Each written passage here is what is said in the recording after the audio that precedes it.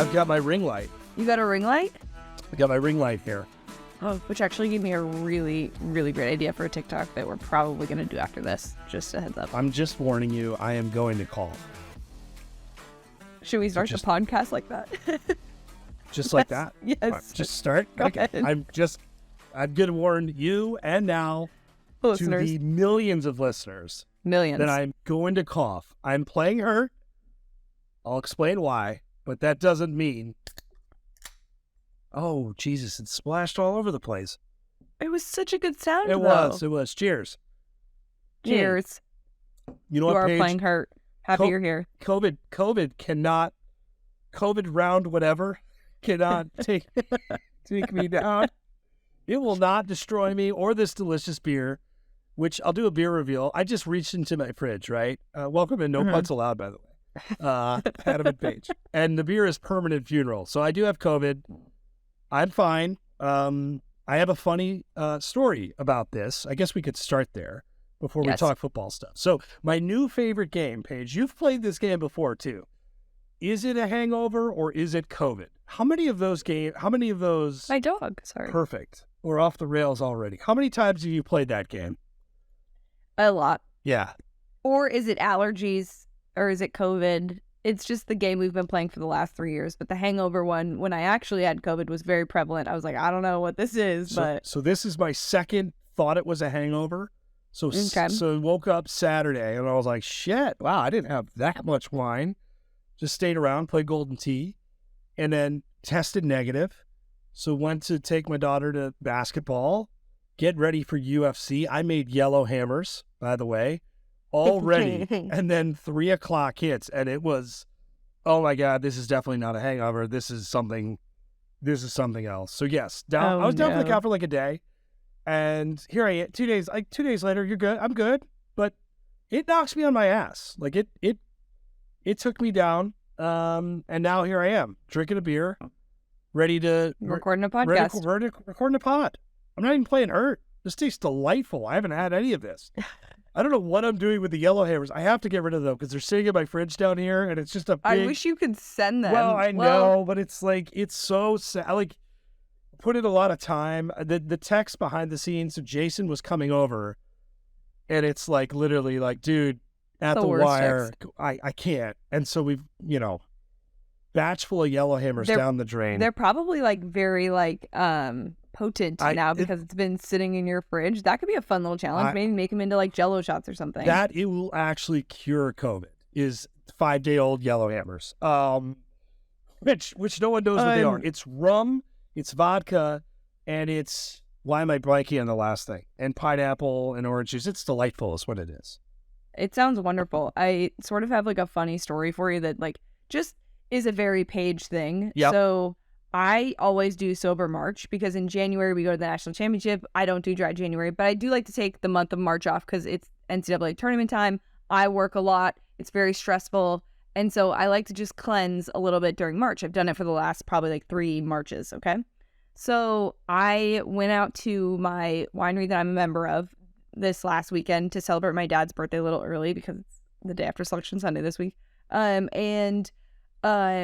My like favorite person that works there is leaving. And he's like, yeah, my last day is in a week.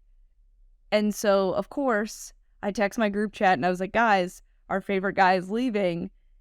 I will hold sober March for 1 day for us to go and say goodbye to my taste. So this weekend, I'm 1 day on Friday because I'm off before the weekend of work.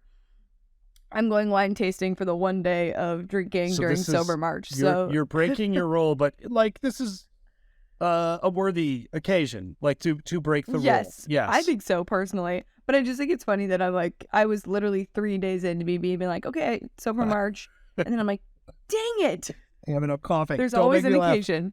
Damn it. There's always an occasion. There is always an occasion.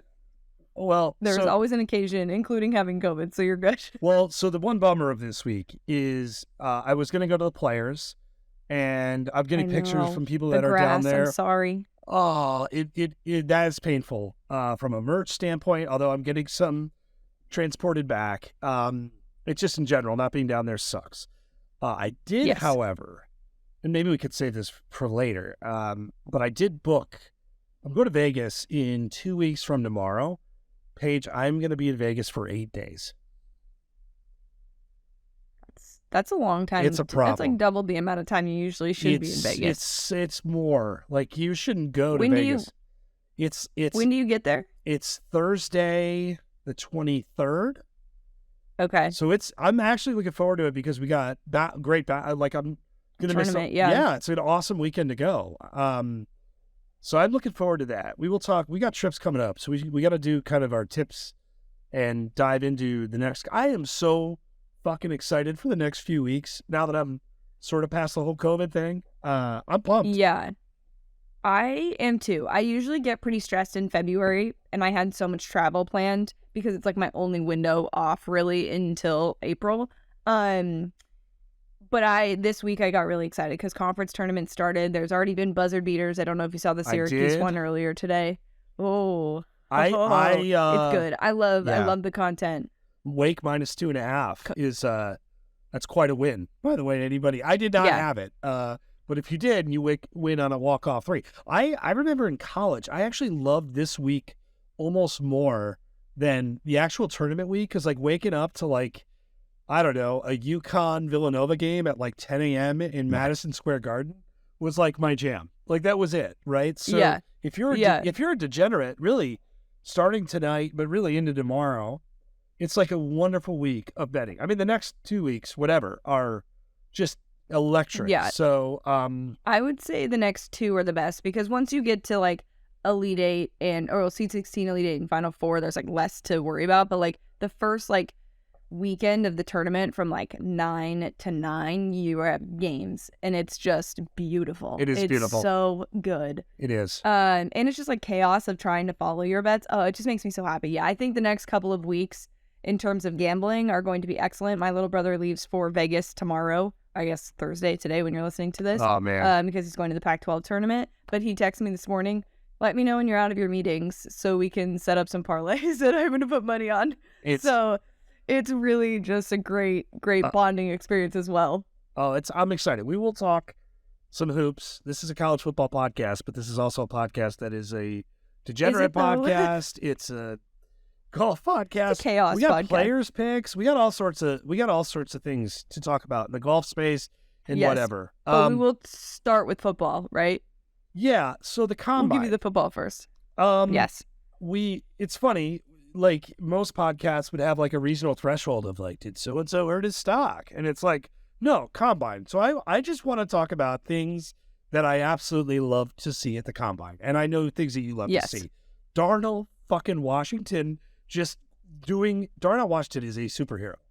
So seeing a 6'7", 265-pound human being show out and make himself millions of dollars, knowing what he comes from, maybe more importantly, what he doesn't come from, have his moment. I get like touched. I was overjoyed for him.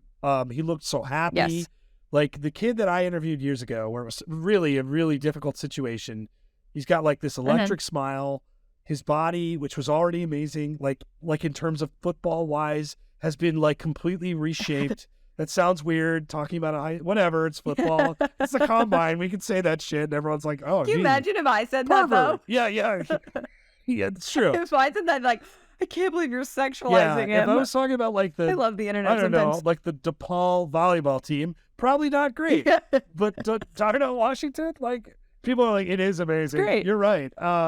So my first takeaway is, holy shit, Darnell Washington would be like my big takeaway. What about you?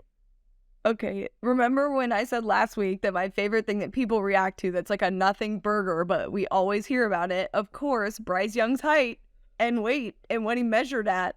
There we go. And I think his height was like the second shortest next to Kyler Murray since like 1970 something or something ridiculous like that. I saw that stat and I was like, this is why it's so hilarious that you people care about that.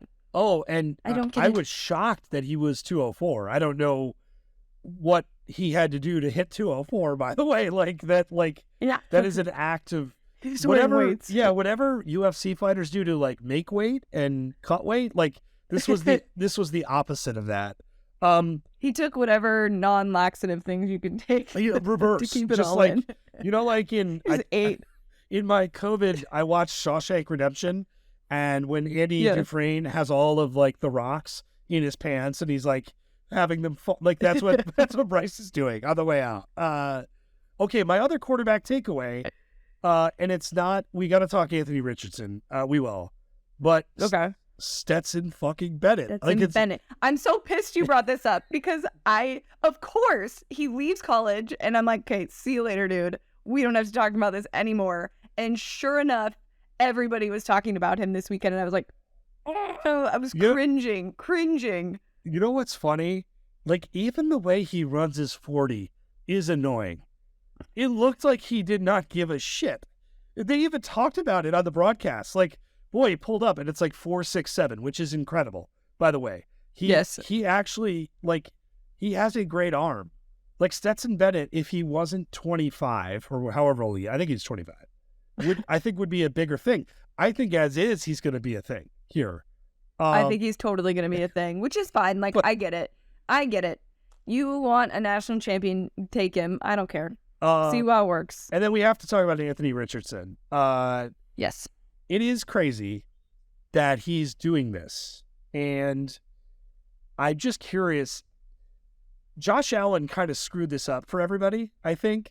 So Josh Allen, who, again, we did a story on, similar situation, did not have a great final year in college, crazy athlete, crazy arm, didn't play anybody, looked and then became like an MVP level QB. So like somewhere along the way though, Paige, Josh Allen became the model versus the exception. And I think that's what I'm fascinated by the dialogue over Richardson, because people are like, oh my God, it's Cam Newton, it's Josh Allen. He is incredible. Like they graded him out as like one of the greatest combine performances ever at any position. Like there's actually metrics that could quantify this. And yet it's completely reasonable to say that's not a good idea to take him with your first pick based on what we saw from an based on the other things that are available as well.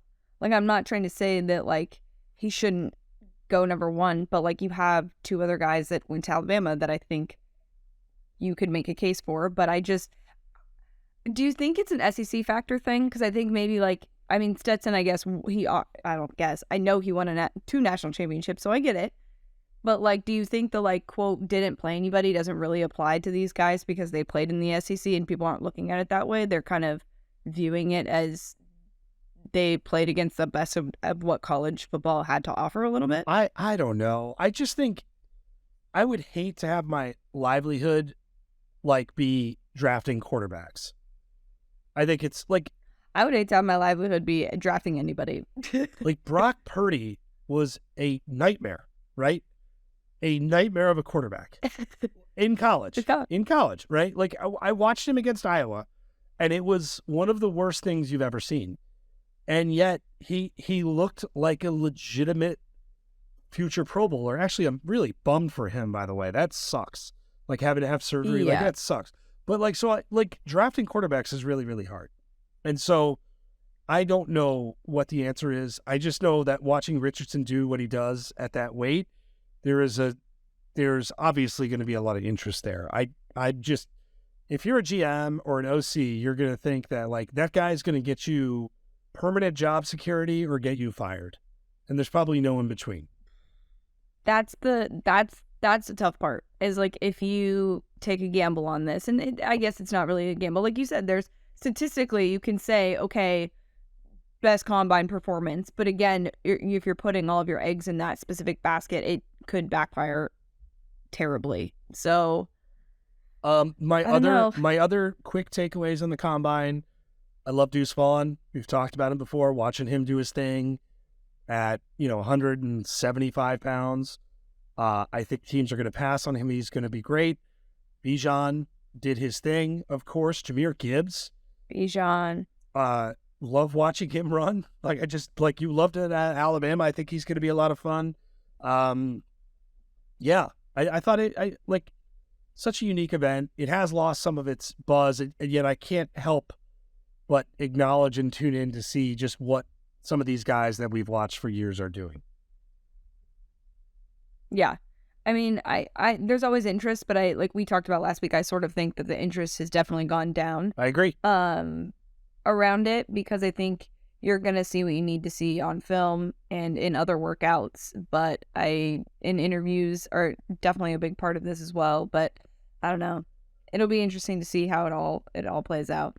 Now to a topic that I know you're excited about. Clemson, little old Clemson has an NIL facility. Facility, not just an NIL program, a facility. 12,000 square feet, podcast area. It's a branding facility. Okay. I mean, the jokes write themselves, don't they? Like, yes. First of all, I didn't know that Dabo was going to be around for this because I thought that he was quitting coaching if this were to happen. Second of all, I can't wait for the press conference where he discusses that Jesus was the original carpenter. They still made this in name, image, and likeness of him. Don't say that. I'm laughing now. God damn it.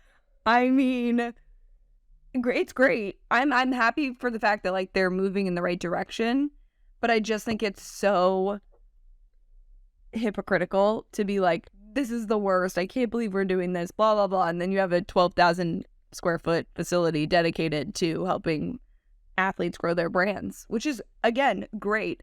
But it's just hilarious that Clemson is the like first to really introduce something of this nature in terms of like a whole facility dedicated to this stuff. Also, they have a podcast studio now, so we know that if players want to be available to be on podcasts, they can on campus. So I will say the one thing Clemson's usually been pretty good with is access.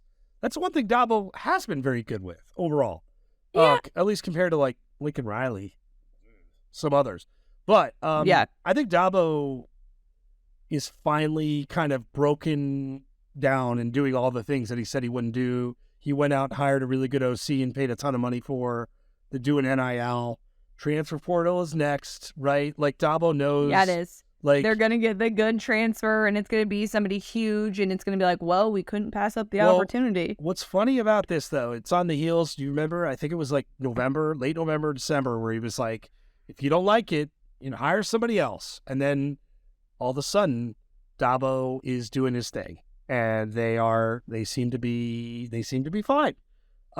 He's doing the Nick Saban, actually, now that I think about it. He's begrudgingly gonna say his piece, okay, but he's begrudgingly moving in the right direction. So he's gonna be upset about it, actively criticize it, and then move forward with doing it and using it to his advantage. So smart on his end. Yeah, but this is certainly very comical that is the university that decided to do this specific thing and announce that today. Very, very entertaining. Yeah, Nick Saban's Is This What We Want Football to Be, which is an interesting segue.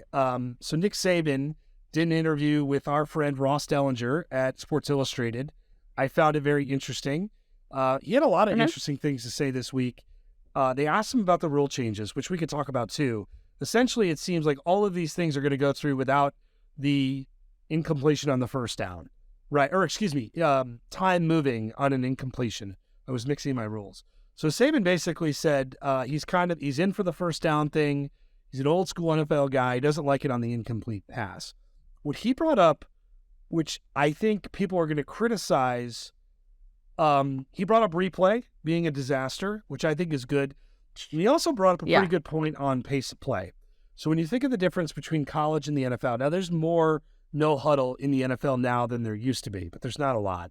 In college, I mean, other than Iowa, like pretty much you watch a Saturday and it's everywhere. And so you're running more plays in college. And so it wasn't like he was saying eliminate no huddle, but if you're trying to limit the number of plays, he's pointing out a very obvious point that we're increasing the number of plays with how fast we're going to play, how fast the offenses are going to move. And he just kind of lobbed it out there, right? Like, and I find it interesting. I don't know, basically the question Ross asked, the first down rule would shorten games by an average of 7 to 8 plays. Do you think the games are too long, or is there another way? And again, he goes into the whole thing, everybody in college pretty much goes no huddle. This is a quote. And fast compared to the NFL, where almost everyone gets in a huddle, makes a huge difference how many plays are on the game. I'm not saying that should be regulated, but that's why there are a lot of plays in the game. And he sort of calls upon the good old days. And it's very Nick Saban style, I think, to kind of get the conversation moving. And if you're interested in player safety, I think it's a fair point to say, here's a big source of where these extended exposures could come. But he's just saying. Like, I know he said they like, he doesn't want them to regulate it, but can you imagine if they did and Alabama went back to just like grinding it out with running backs being the game managers at quarterback and just, wow, that, I mean, it's his way of trying to change the game back a little, I guess. It's not, but I mean, it would be hilarious.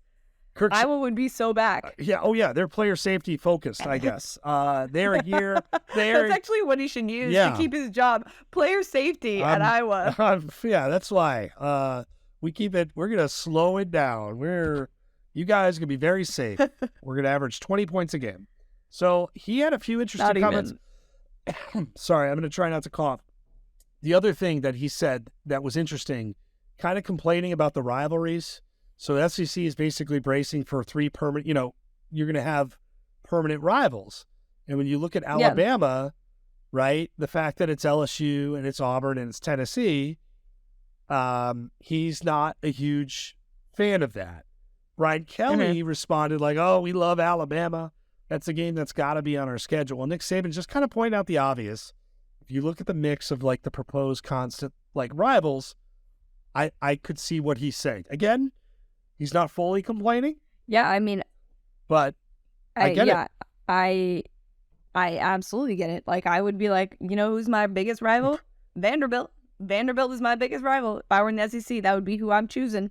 No offense, Vanderbilt. Sorry. But like, down bad. Yeah, I totally understand it. I totally understand the fact that like, just because you've been good for so long and rivalries have been born outside of, just your regular scheduled one at the end of the year, that's a little brutal. It is. Especially when it factors into getting into the playoff.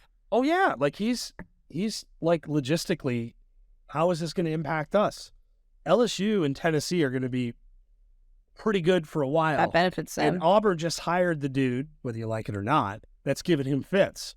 So it's like his own little hell, if you will, of like every single year. Beneficial for everybody except for Alabama. Yes. Because then you at least are getting that consistent, hey, we played Bama and we either played them close and it was a close, good loss, or we beat them. So, yeah, no, I totally get it. But, it's kind of interesting, though, at the same time, from my perspective and I'll say just college football's perspective, Alabama, LSU, you need.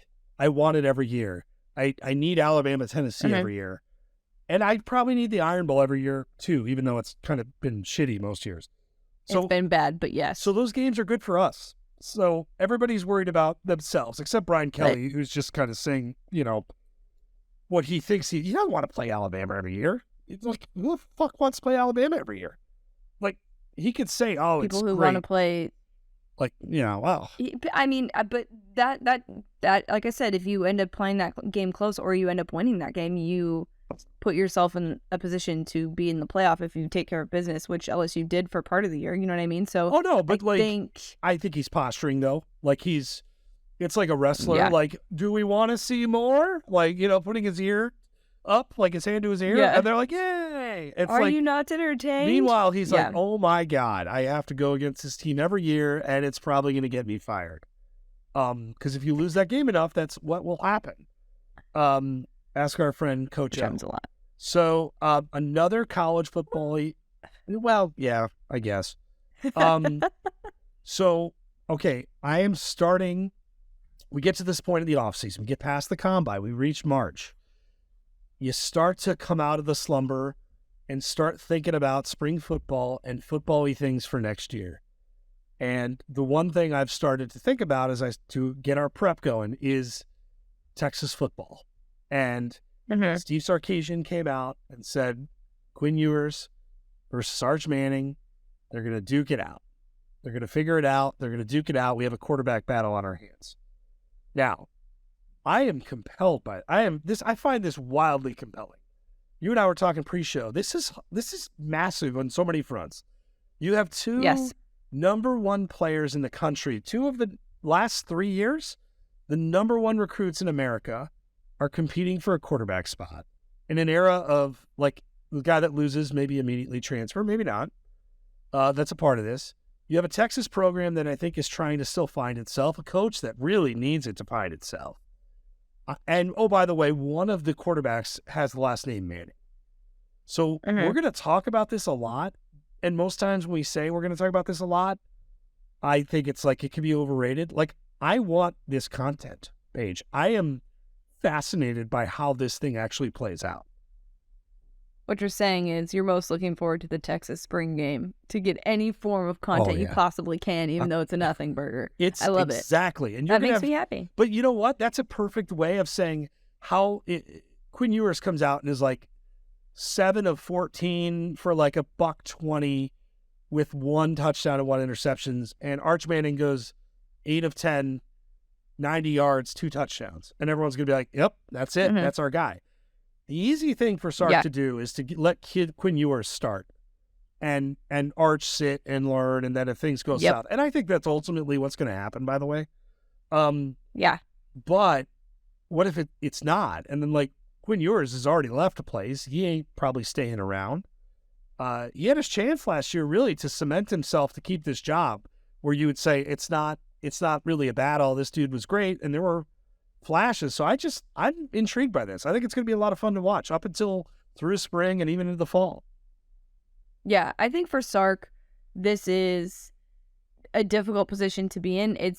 You're also incredibly blessed with this situation. Yes. It's like a double-edged sword, because if you do get this wrong, it probably does cost you your job. Like, I think there's been tons of conversation of like, what would be it? I think a lot of conversation was a few years ago about, the use of Bijan Robinson and having a player like that, and how do you not get the most out of that player?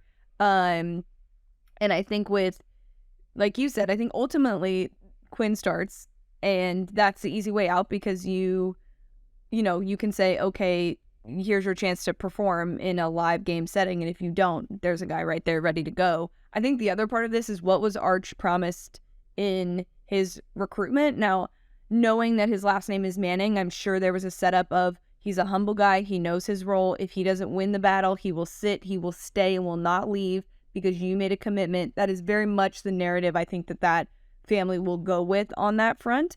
And, but, so I don't think it will be, okay, if Quinn starts, Arch will already start looking. I do think he'll be patient behind him. But what do you do in the circumstance of like, okay, Quinn does well, and you have Arch, and he sits all year? What? Well, and you fall short of a playoff appearance, because really that's what the expectation will be. What happens then? All right, so that's the part where it's going to get interesting. I think it's sad. I think we all might be a little bit expecting Quinn to fail early and to have this, and I don't think that's fair to him. No, I mean, but I'd be curious. Yeah, I'd be curious to see how it ends up if he does end up playing really well, and you have Arch there, and what the situation could be, because you can be patient for only so long, especially in this day and age where you can go somewhere else and play, and he could go anywhere after. Even if, meaning Arch, he could literally go anywhere, even if it was as a transfer. I think, yeah. I mean, so Quinn, it's very interesting. Quinn Ewers, by the way, is like insanely talented. Like, that glimpse against Bama was like wild. I mean, he looked like the best football player in America for about, 19 minutes, and that's not even a knock on him. Like, he can do some crazy stuff. I'm a little surprised he didn't play better. Even without Bijan this year, by the way, they are loaded at wide receiver. Yeah. The line is good. They have, there's no excuse. So, so this also, to your original question, so this is year 3 for Quinn, right? So he had the year at Ohio State. He enrolled early, sat out, essentially, didn't play, and then had year 2. So year 3, it's like it could be draft time for him, right, if it gets that far. So if he plays well and it goes on, if you're a Texas fan, that's a perfect situation as like a handoff, I guess. You get Arch to, in there to then get a year under his belt and play, and then voila. That's not a bad transition at all. I think my point with that was more like, if you don't get to the college football playoff and you chose that, is there still a criticism of Sark saying you should have gone with Arch and that would have been the next level step we needed to take to actually make it to a playoff? Oh, maybe. Yeah. Depending on how like the ultimate optics are, right? Our favorite word. But yeah, I think this is where like, I trust Sark. I really do. Like, he knows this shit. And I also think he knows how badly, to your point, how he has to win. So I don't know if he gives a shit, like, about feelings ball or anything else. I think he needs a 10 to 11 win season. They, talent-wise, have been building toward that. And oh, by the way, this is your last year before you go SEC hunting, and it's not going to get any easier. So you better get your wins now, because it's not going to get any easier. So I think he understands the magnitude of it, but from a narrative standpoint, it is going to be fascinating. You brought up the spring game. I am so in on that. Like, we are going to overreact the shit out of whatever happens with that. But I will say, Arch and his team have presented his whole recruitment and college football arrival as very normal. And I mean that in the best possible way, as like absolutely. And we'll see if that changes. But it does seem like they are in it for the long haul. But I am fascinated by it. I do love spring football. It is, I'm here for it. Like Matt Rule. Yeah. Matt Rule tired of talking about it. Well, he had a great quote, Paige. I saw it this week. He goes, if you're having, I'm paraphrasing. This is not exactly what Matt Rule said. If you have a lot of player only meetings, that usually means you're getting your ass kicked, which I think is a great quote. It's so true. If you're having the players get together, it's not like, wow, look at how good we're doing. It's something has gone wrong. Great. Yeah. So I'm very much here for spring football. I'm excited. I saw something really funny just to put a bow on spring football, I guess. Somebody, I think it was Fox, released a like top 25 heading into spring, or spring football top 25, and somebody responded and was like, who cares about a spring top 25? And it's just the epitome of college football, where we have to make a top 25 for everything, which we do as well. I'm not even hating, because we do it all the time constantly, but it is hilarious to see the internet be like, who cares about this? Like, really what we care about is the drama, the storylines that we think we can pick up in the tidbits. It's less about the rankings and more, which during the season, it's all about the rankings. But during spring football, it's all about the tiny little storylines you could nitpick and talk about ad nauseum. But yeah, it was hilarious to see that today on Twitter. Well, especially with so much going on in the sporting world right now, from basketball to golf to you name it, draft. Like, it is true. And yet, when you brought it up, I was like, oh shit, who do they overrank? I was like ready. I'm I'm guilty too. I'm ready to pounce. Like, who are we making fun of? Who got underrated? Like, I am sadly there for the content. I am sad. I remember that the NCAA football game is not coming out for another year. Maybe I dreamed about this. But that one of those COVID crazy dreams. Exactly, right? Like, waking up, and that was what I thought about. If you're wondering, you're like in a sweat. Yeah, I need a good 5 weeks away from college football, and then I'm deprived, and I want it badly. Like, that's it. If you're wondering what it's like to be in Adam's brain. That's it. Like, 5 weeks. I need 5 weeks. And don't get me wrong, I'm good with the basketball. I'm very excited about baseball. I'm going to watch me some World Baseball Classic. I am.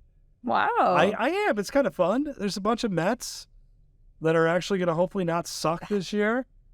But we should talk a little college basketball. So what do your work days look like for the next, like you were talking about a little bit, but like, how fucking crazy is it? It's nuts. So basically, like, we've been planning for everything, and everything's pretty much laid out, and everything's assigned to everybody, but it's just like the execution of it.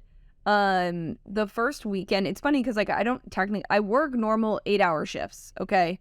So I'm not being overworked, but the other part of this is you do have to watch the games to know what's going on. So I do spend legitimately, like, I start watching at 9 a.m. and don't stop until it's over.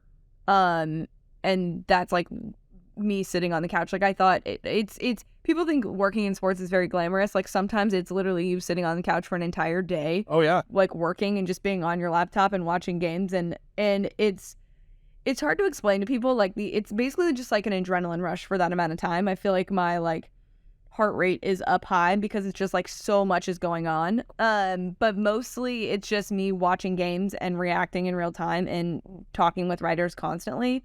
But it's the best case scenario because I would have wanted to watch this tournament anyway, and I'm getting paid to do it. So that's the best part of it.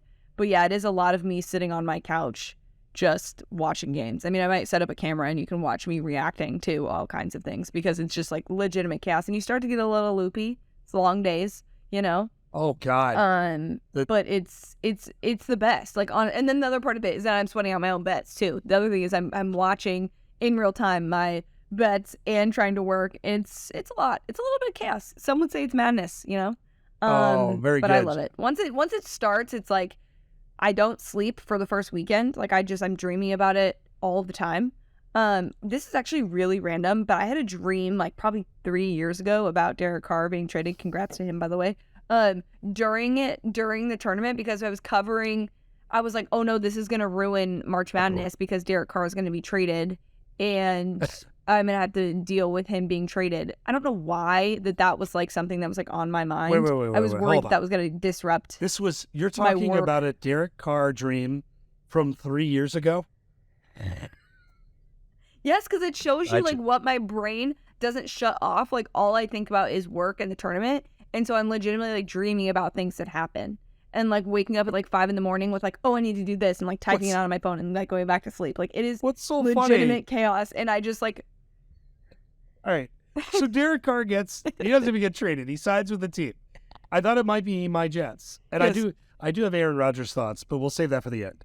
And like, it was sort of like okay, like, yeah, good for him. Like, and so you were worried about. What I mean, good for him. You were worried about that competing with your. That was 3 years ago. Okay, I was worried that was gonna like be a big story, and there was gonna need to be like work done on that, and I was busy doing it. But that goes to show you, like, my brain is just legitimately like, what else is going on in the sports world, and how will it impact the focus on March Madness? What do I need to do for the tournament? There's things that I legitimately wake up in the middle of the night and like type stuff out because I just am like on and it's an adrenaline high. Like, you're just literally constantly thinking about it.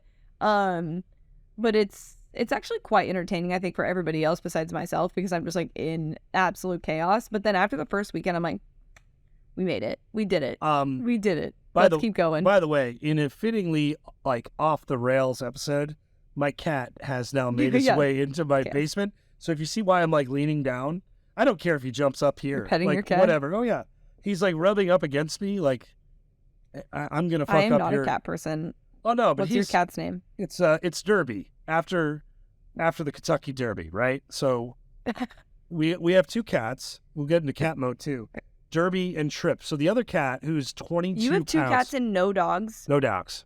I have 3 kids. You're all they do is give me COVID. Cat household? I'm a cat household.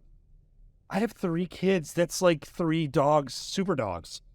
Like they are. We will get a dog when the kids get older. Like right now, I love dogs. Like my parents said that. They were like, we're not home enough to have a dog, and we didn't get a dog until I was in my 20s. And technically, it's my parents' dog. So no, I love dogs. Like, my mom does pit bull rescue. She is sending me pictures of pit bulls like every other week. Like, here you go, and I'm like, damn, I want that dog. But in fact, I'm allergic to both. Really? Well, yeah, my dog's hypoallergenic. But he is not quiet either. He's a regular on this podcast, and has already made an appearance here. Yeah. This cat, though. Now your cat's just jealous because my dog has been on the podcast more. Yeah. At least it's not that live stream. That was the most stress. I was just going to say, my favorite is when your cat was in the room on the live stream, and afterwards you were like sweating. I'm just like pushing him down, like, don't. And this is what he does. He like circles like a shark.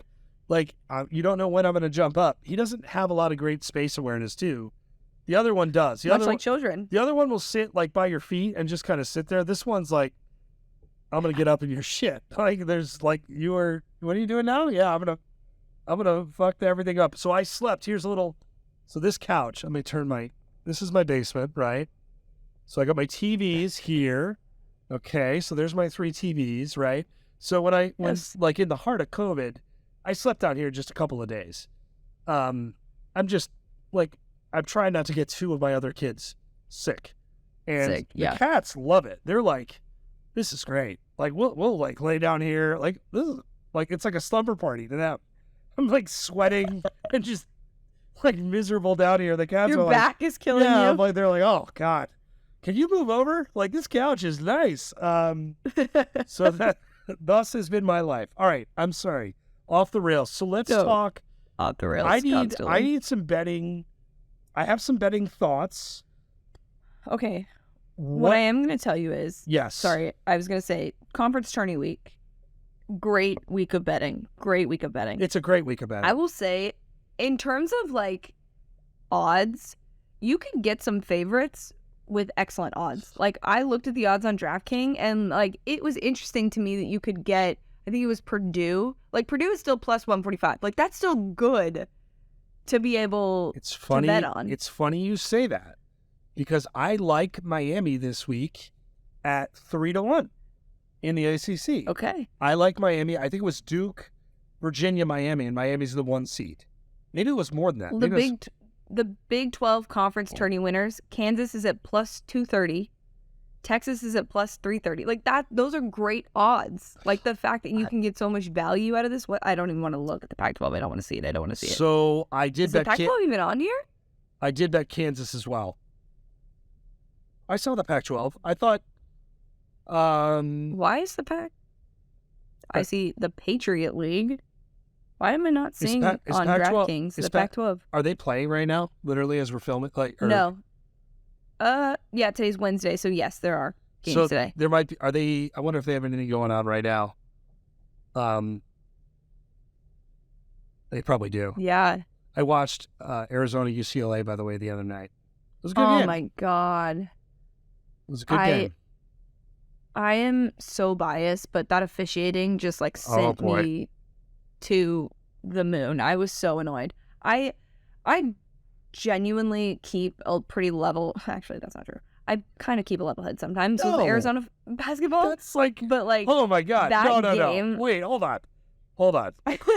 If you have ever been around a conglomerate of media members who may or may not cover basketball, some of my favorite traveling moments is you and someone saying Sean Miller sucks, or Sean Miller did this. I think you in Arizona basketball, the best is that great. You froze.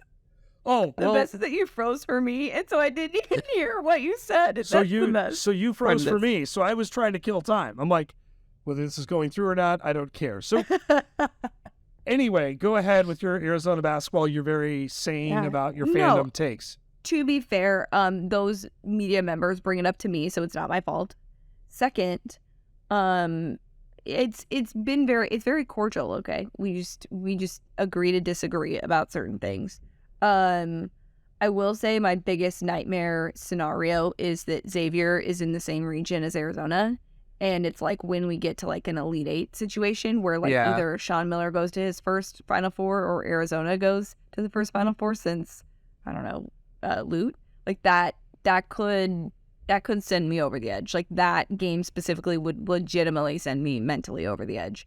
But yeah, I was fine with losing to UCLA. They played better than we did. We looked like doo-doo, but I do want to win the Pac-12 conference. I do want to end on a high note, go into Selection Sunday that way. It's frustrating that the Pac-12 is decently good and we're going to end up with 2 seeds possibly. If UCLA wins, they might end up as a 1 seed depending on what happens in other conferences. But yeah, should be interesting to see how it all plays out. But I'm hoping for a Pac-12 conference tournament championship since we didn't win the regular season one, which pissed me off. My 4 bets, by the way, I have Creighton, Miami, Kansas, and then I put a little sprinkle on Michigan State at 6-1. Oh, is that all for winner just to win the tournament? To win the tournament. I didn't parlay it, just straight bets. I it's funny with the Big Ten. And also the Big 12, by the way. I'm really excited to watch the Big 12 tournament. Like, yeah, me too. I have bet on so much fucking Big 12 basketball this year, and it is, you could legitimately make a case for like every team, maybe not Texas Tech now, considering what the hell is going on there, but still, they're good. They get hot. They can win. So like even a team like Oklahoma that just stumbles into like weird losses and weird stuff, you can make a case that anyone in that conference could win the tournament, like legitimately, I think. Yeah. So I'm excited for that. I'll probably take Purdue in the Big Ten just to be chalk. I don't know what else. Big 12's hard. The Big 12 is hard. I think I've said this before. I think Kansas is. Yeah. I might sprinkle in the Big 12 just to give myself options. Other SEC. Oh, I don't know. Maybe too. Yeah, I didn't have a great feel for the SEC. I do feel like Bama's the best team, but there's a lot. They are. Going on there, you know. So I don't know. A lot going on. But a team like A&M could win. Like, you know what I mean? Like there's some of that going on. Like you've got the top tier and then those secondary teams. There's some good ones. Like Kentucky. Okay, so there's an outlier in terms of value in the AAC. Yeah. Houston is minus 300, which is great. That's amazing. Yes, you don't need to bet that because there's no value there really, but that's a fair assessment. It is a fair assessment, and yet they could lose. Good job, Vegas. Yeah, no, this shows you that Vegas is all over the place, and that the tournament you're going to be able to get some really good odds. I cannot wait. Oh, I think you brought it up, and I agree with you. Like I think it's going to be a mess of a tournament, and I think it's going to be a lot of fun. And I'd like to think I'm more prepared to handle that mess than I've ever been, but I can't wait. It's going to be a bloodbath. It is. Now we also have to make picks for the golf event that I'm not at. Which is the Players. The Players. All right, so let me give you some odds. So fucking mad I'm not there. Should be there. I didn't know I was going to record a pod. I texted you earlier in the week. I go, good news, bad news. It's like, I can't go to Players, but the pod is, I do the pod at its normal time, assuming I'm not laying on the floor unconscious. Here I am. So Rory, 9-1. Scotty Scheffler, 10-1. Rahm and Cantley, Rahm also 10-1. Cantley, 16-1. Homa, 20-1. Justin Thomas, 20-1. And you've got Morikawa, 22-1. And then obviously down the board a little bit, you see a Jason Day. He's playing pretty well at 28-1. I'd love to see Jason Day kind of finding his groove again. I would love to see Jason Day on the second season of Full Swing. Just throwing that out there. I saw they renewed that. Yes, for a second season. I would like to see Jason Day highlighted on it. Ricky Fowler, 60-1. Ricky's starting to find his game. By the way, adorable content. Did you see his... Yes, his daughter interrupting his practice. Oh, and in the most, like, child way, being like, no, I want nobody else besides you or mom. Yep. And he was so cool about it. Like, he's been through some shit golf-wise lately with his swing, although it looks like he's literally...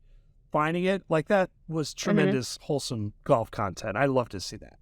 It was. These odds are pretty good. I might sprinkle. So for top 5 finish. Yep. Scheffler's plus 240. I mean, I like not it. Bad. No, John Rahm at 10-1. I mean, he's riding a heater, so he is. Kind of makes sense. I would love to see Rory win anything. I just want him to win for the rest of time, honestly. All right. I will go Morikawa at 22-1. Okay. And then, man, I just can't do it on Fowler. You know what? Fuck it. Fowler, 60-1. I'm in. It's not just because of the wholesome dad content. His swing is actually, he is competing again. Like, I'll make an emotional pick as well. I'll take Matt Fitzpatrick. There you go. You go. Because I liked his episode in Full Swing. So we'll do the knowledgeable thing and take the top 3 that are on this list and pick one. But yeah, I'm probably going to put, I can't put money on Rahm because he's in Arizona Sun Devil. So I just can't do it. So I might go with Scotty. I got, all right, there you go. So we're in. So we got some picks. On the bad news gambling front, I was getting COVID, but I still bet UFC, obviously. You know those parlays where you have a huge chalk and it's the most convincing, it's the easiest part of a parlay and it ends up being your undoing. I know you're not a massive UFC fan, but Valentina Shevchenko lost and she never loses. I don't think she's lost in, it's been many, many years. She was like kind of mortal last time, but she got choked out. And the videos on like they showed on social media, her face was so red and it was wild to just see that. So she was minus 600 for me and lost minus 600. And she was in a parlay for you. Was this the John Bones Jones thing? And he was. See, I'm not totally oblivious. No. You know it. It's just you're not as nuts about it as I am. And no. I couldn't tell you who's good and who's not. I just know their names. I am still shocked that she lost. So I like John Jones. I didn't love it, and that was easy. Parlay went to absolute shit, though, when she lost. Actually, multiple parlays. And I'm sure I'm not alone. People out there are probably listening like, yep, yeah, that was my undoing as well. So we've missed this segment for a while, but most of this episode was random shit we like to talk about. Yes. Did you happen to see, have you come across any of the Vanderpump Rules scandal? Do you know what any of that is? I saw... It involves a guy named Tom. Well, multiple people named Tom. Okay, so I saw something on Twitter of the Vanderpump Rules, and I did not pursue it. Other than I was aware that something seemed to be going on that wasn't great. Okay, so I've actually I watch a lot of reality TV, but I shouldn't say I watch a lot of reality TV. I watched a lot of reality TV in the past. Now I really don't have that much time for it, but I've never watched Vanderpump Rules, and I knew who these people were just through like social media and things like that and like pop culture websites. But this is like a huge scandal, and it involves obviously cheating and all this stuff with like cast members who are in like full long-term relationships with other cast members. Like, oh boy, this whole thing. And like I had never seen the show, but I am so invested in this drama now. But I was curious. It's reached a different level of stuff. Like people I know that would never talk about these things are like, have you seen? And like people that don't watch the show are so invested in it. So I was curious if it had come across your timelines in any capacity that you knew that there was something going on. Yes, and it did. And I didn't. Okay. At least to a surface level where I knew something was. And I have watched the show, not like with any sort of care. But Caitlin has. Does Caitlin watch it? Yeah, she used to. Not anymore. Like she's... Okay. I feel like she's not done with reality TV, but like I think she's OD'd on reality TV. Some of it on Bravo is starting to get to be a lot. Yes. No, some of it's a little too much. I agree. Yeah. I got some other random shit. Let's see what... It's always fun, like what I do COVID movies. What did I watch that was any good? Knock at the Cabin Door. The new M. Night Shyamalan movie. Yeah, it's kind of like the... Yeah, that's a hard no for me, but... fair enough. Tell the listeners. It was not very good, but Dave Bautista is becoming like my favorite actor, the former wrestler. And I love him. Well, and what I do... Because he's in Guardians of the Galaxy, right? Yes, he is like... In this movie, he's like a creepy... Like, this is not his normal role where he's playing like this, kind of half-witty, half-macho dude. And he's phenomenal. Like, he actually sort of saves the movie. And he has, like, broken this genre, like the wrestlers, like The Rock, obviously. John Cena has been really good. Dave Bautista is by far the best former wrestler actor. And I read something about him that says he wants... Wow. It's not even close. That's a take. It's not... I don't think it's even... I would love to put that out to the people. Him and The Rock? Him and The Rock. The Rock, of course, is a bigger star. But The Rock, if you put... Like, Bautista now has shown that he can do a lot. In fact, like, when he was doing the debut for this movie, he's like, I want a rom-com. Nobody will give me a chance. Like... And I'm like... What? I would love him in a rom-com. I think he'd be amazing. Like, I think he'd be incredible. So... Now it's going to happen. Wow, I need it to happen. So I've become I would go see that immediately when it came out. I know. Like I don't know if you'd like this movie. It's not a great movie either. But he at least is interesting. No, I'm terrified of everything. So if anything is slightly scary, I don't watch it. Like people have been watching the documentary on the Murdaugh trials or whatever, and then the live stuff of that. I can't even begin to watch or know what's going on because I won't sleep. In that vein, The Last of Us has been spectacular still. I think I may have brought it up in the podcast. I might try that. I might, just because to be a company person, HBO and all that stuff. But yeah, well, I'll watch during the daytime. That's usually what I have to do. So on my off days during the tournament, maybe I'll do that. Because I'm off Tuesdays and Wednesdays. It's so good. The game is phenomenal, and they've done such an elegant job of here comes my cat back on its bullshit. Yeah, it is definitely worth pursuing. Very, very good. Yes. So somehow, wow, this show has been completely off. We did somehow we've taken an hour about Nick Saban and some NIL shit, and COVID, which is great. Oh man, this all right.